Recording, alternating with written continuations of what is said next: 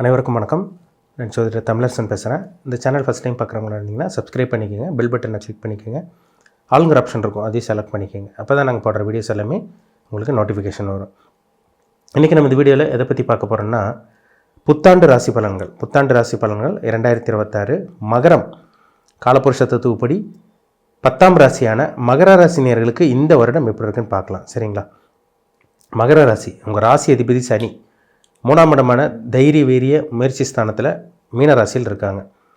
உங்கள் ராசிக்கு 6ஆம் இடத்துல குரு மிதுன ராசியில் இருக்கார்.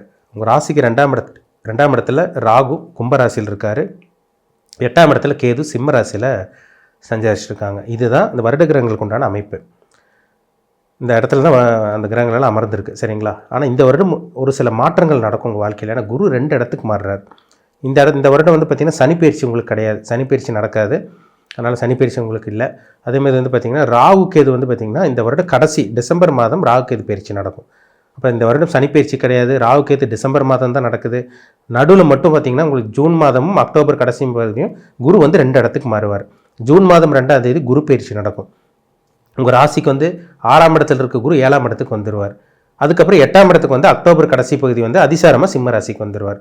2 இடத்துக்கு குரு மாறது உங்களுக்கு ஒரு திடீர் அதிர்ஷ்டத்தையும் நல்ல முன்னேற்றத்தையும் இந்த வருடம் உங்களுக்கு கொடுத்துருங்க. கவலையப்படாதீங்க. ஏன்னா மகர ராசிக்காரங்க படாத பாடு நீங்கள் பார்க்கக்கூடாதெல்லாம் உங்கள் வாழ்க்கையில் பார்த்தீங்க. கடந்த ஒரு 7-8 வருஷமெல்லாம் படாத பிரச்சனை, என்னென்ன மனுஷனுக்கு நடக்கக்கூடாது அத்தனை நெகட்டிவான விஷயங்களும் பிரச்சனையும் உங்கள் வாழ்க்கையில் சந்திச்சிங்க. அது எல்லா மகர ராசிக்காரங்க ஒத்துக்குவாங்க. அவங்கவுங்க வயதுக்கு தகுந்த மாதிரி சில விஷயங்களும் சில அனுபவங்களும் சனி கொடுத்துருப்பார். மகர ராசி உத்திராடம் திருவோணம் அவிட்டம் 3 நட்சத்திரக்காரங்களும் படாதபாடு பட்டீங்க. மன உளைச்சல், மன வேதனை, வேலை இல்லாமல், தொழில் இல்லாமல், அசிங்கப்பட்டு அவமானப்பட்டு வேலை செய்கிற இடத்துல நிறைய கெட்ட பேர் வாங்கியிருப்பீங்க.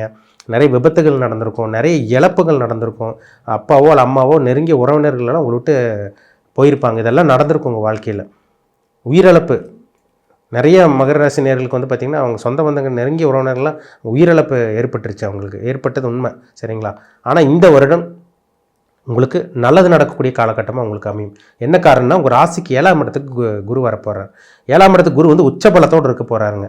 உங்கள் ராசிக்கு ஒரு 3ஆம் அதிபதி 12ஆம் அதிபதி 7ஆம் இடத்துக்கு வரனால இழந்ததெல்லாம் மீட்டெடுக்க போகிறீங்க நீங்கள். சரிங்களா? அதாவது போன உயிர் திரும்பி வராது. உயிரிழப்பு தவிர நீங்கள் என்னென்னமெல்லாம் இழந்தீங்களோ எல்லாம் மீட்டெடுக்க போகிறீங்க. வேலை இழந்தீங்களா, நல்ல வேலை கிடைக்கும். தொழில் இழந்தீங்களா, நல்ல தொழில் உங்களால் அமைச்சிக்க முடியும். தொழிலில் நஷ்டமாக போயிட்டுருக்கா, தொழில் கொடி கட்டி பறக்கக்கூடிய காலகட்டம் இந்த காலகட்டம் தான் உங்களுக்கு.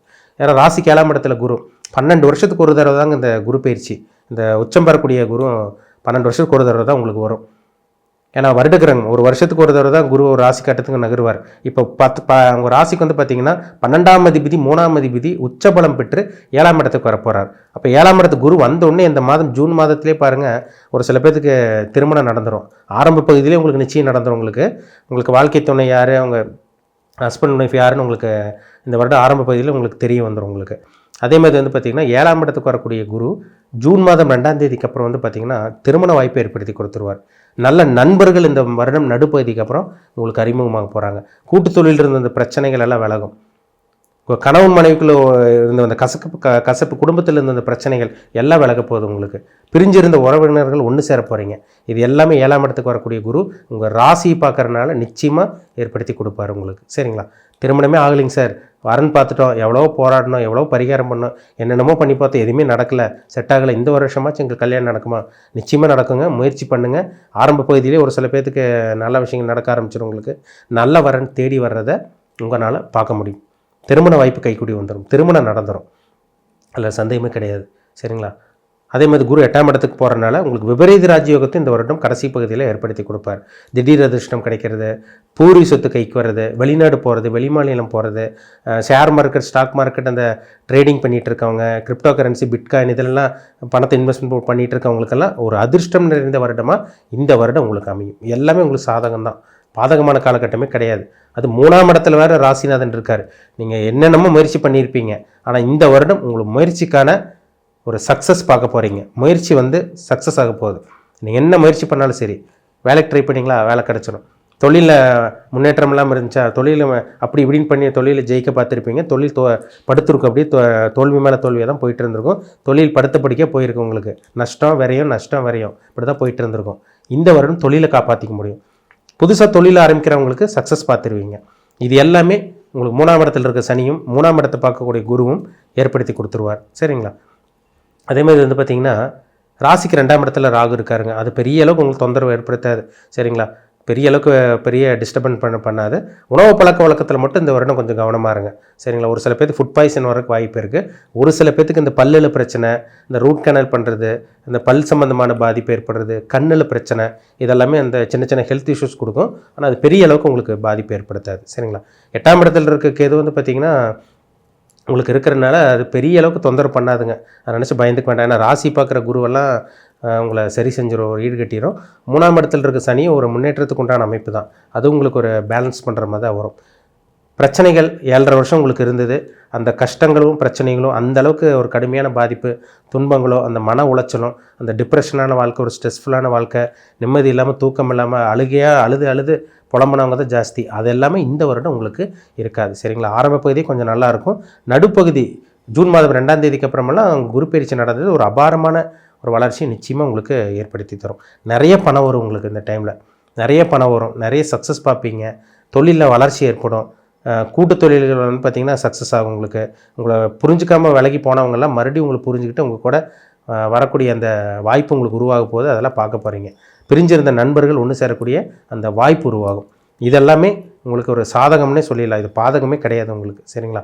அதனால் மகர ராசிக்காரன் கவலைப்படாதீங்க. நீங்கள் உத்திராடமாக இருந்தாலும் சரி, திருவோணமாக இருந்தாலும் சரி, அவிட்ட நட்சத்திரக்காரங்களாக இருந்தாலும் சரி, உங்களுக்கு இருந்து வந்த பிரச்சனைகளும் கஷ்டங்களும் கண்டங்களும் சோகங்களும் மன நிம்மதி இல்லாமல் இருந்த வாழ்க்கையும் அதெல்லாம் உங்களை விட்டு ஒழிய போகுது, உங்களை விட்டு விலக போகுது. ஒரு நல்ல ஒரு வெளிச்சத்துக்கு வரப்போகிறீங்க. ஏன்னா ராசி குரு பார்க்க போகிறார். உங்கள் மேலே ஒரு வெளிச்சம் படுதுங்க.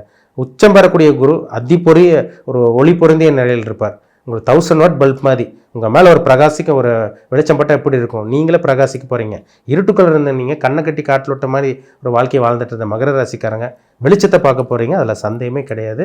என்னென்னமெல்லாம் இழந்தீங்களோ, நான் முன்னாடி சொன்ன மாதிரி உயிரை சொந்தக்காரங்க இறந்த அந்த உயிரிழப்பை தவிர வேறு என்னென்ன இழந்தீங்களோ, பொருள் இழப்பு, ஒரு நகையை அடமானம் வச்சுருப்பீங்க, திருப்பி நகையை அடமானம் வச்ச நகையை மீட்டெடுக்கக்கூடிய வாய்ப்பு உருவாகும். நிலம் இழந்திருப்பீங்க, சொத்து இழந்திருப்பீங்க, அதெல்லாம் வாங்கக்கூடிய வாய்ப்பு இந்த வருடம் உருவாகும். வேலை இழந்திருப்பீங்க, தொழில் இழந்திருப்பீங்க, அதை மறுபடியும் புதுப்பித்து மறுபடியும் சம்பாதிக்கக்கூடிய அந்த யோகம் உங்களுக்கு வரப்போகுது. மிஸ் பண்ணிட வேண்டாம். இந்த வருடம் ஒரு பொன்னான காலகட்டமாக இந்த வருடம் உங்களுக்கு அமையும். உங்கள் பிறப்பு ஜாதகத்தை பாருங்கள், என்ன தசாபுத்தி போகுதுன்னு பாருங்கள். ஏன்னா ஒவ்வொருத்தரும் ஒரு ஏஜில் இருப்பாங்க, ஒவ்வொருத்தரும் ஒரு நட்சத்திர பாதத்தில் பிறந்திருப்பீங்க, ஒவ்வொருத்தரும் ஒவ்வொரு நட்சத்திரத்தில் இருப்பீங்க. எல்லா மகர ராசிக்காரங்களுக்கும் இப்போ அப்படியே 100% நடக்காது. உங்களுக்கு நல்லது நடக்க போகுதுன்னு தெரியுது. ஆனால் உங்கள் ஜாதகத்தில் கிரகங்கள் உங்களுக்கு சாதகமாக இருக்கணும், சப்போர்ட் பண்ணணும். ஏன்னா தனி மனிதனுடைய ஜாதகம் ரொம்ப முக்கியம். லட்சக்கணக்கில் கோடிக்கணக்கில் எல்லா மகர ராசிக்காரங்களுக்கும் ஒரே மாதிரி நடந்துருமான்னு கேட்டிங்கன்னா கண்டிப்பாக கிடையாது.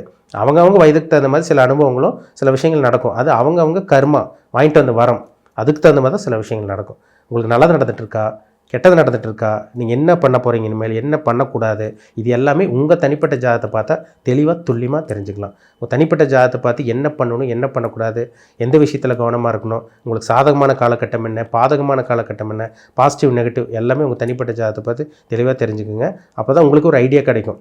கெட்ட நடக்கும்போது வந்து பார்த்திங்கன்னா நீங்கள் எந்த விஷயத்தில் கவனமாக இருக்கலாம், இல்லை நல்லது நடக்கும்போது எந்த விஷயத்தில் ஃபோக்கஸ் பண்ணிங்கன்னா அதிகமாக சம்பாதிக்கலாம், அதிகமாக லாபம் பார்க்கலாம். இது எல்லாமே உங்கள் தனிப்பட்ட ஜாதகத்தை பார்த்தா உங்களுக்கே ஒரு ஐடியா கிடைக்கும், உங்களுக்கே ஒரு தெளிவு கிடைக்கும். சரிங்களா? மீண்டும் அடுத்த பதிவில் சந்திக்கும் வரை உங்களிடமிருந்து விடைபெறுவது உங்கள் ஜோதிடர் தமிழரசன். இந்த சேனல் பிடிச்சிருந்தால் உங்கள் நண்பர் உறவினருக்கு ஷேர் பண்ணுங்கள், லைக் பண்ணுங்கள், சப்ஸ்கிரைப் பண்ணுங்கள், பெல் பட்டனை கிளிக் பண்ணிக்கோங்க, ஆளுங்கிற ஆப்ஷன் இருக்கும், அதையும் செலக்ட் பண்ணிக்கோங்க. அப்போ தான் நாங்கள் போடுற வீடியோஸ் எல்லாமே உங்களுக்கு நோட்டிஃபிகேஷன் வரும். நன்றி.